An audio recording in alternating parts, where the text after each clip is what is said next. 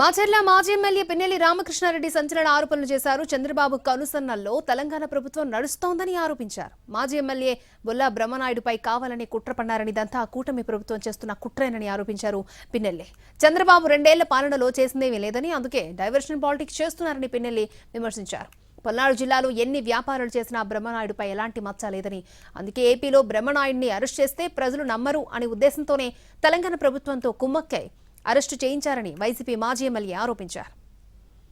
ఈ గవర్నమెంట్ ఇచ్చిన ఒరిజినల్ జీవోలా కాదా అని వీళ్ళు చెప్తేనే ప్రభుత్వానికి తెలిసింది.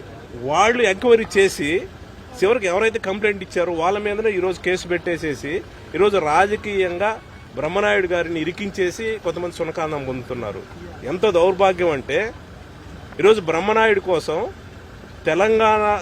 తెలంగాణ రాష్ట్రంలో ఇక్కడ కేసు నమోదు చేయించి ఆంధ్ర పోలీసులు ఆయన కోసం ఎతికి అరెస్ట్ చేయాలని ఆలోచన చేసి కొన్ని టీములు కూడా ఆయన అన్వేషణ కోసం ఆయన వెంబడబడ్డారని అంటే ఎంత దారుణంగా ఇక్కడ తెలంగాణ ప్రభుత్వంని కూడా చంద్రబాబు నాయుడు ఏ విధంగా మ్యానిపులేట్ చేసి నడిపిస్తా ఉన్నాడో ఈరోజు అర్థమవుతా ఉంది. ఏమి ప్రమేయం లేని బ్రహ్మనాయుడు గారిని ఇది ముమ్మాటికి చంద్రబాబు నాయుడు గారి ప్రమేయంతో చంద్రబాబు నాయుడు కనుసరణలో ఈరోజు తెలంగాణ ప్రభుత్వం కూడా పనిచేస్తూ ఉంది. ఇక్కడ అధికారులు కూడా పనిచేస్తూ ఉన్నారు. అందరూ కొల్లుడై ఈ రోజు బ్రహ్మనాయుడు గారి మీద కేసు పెట్టడం జరిగింది. ఇది పూర్తిగా కూడా మేము ఖండిస్తూ ఉన్నాం.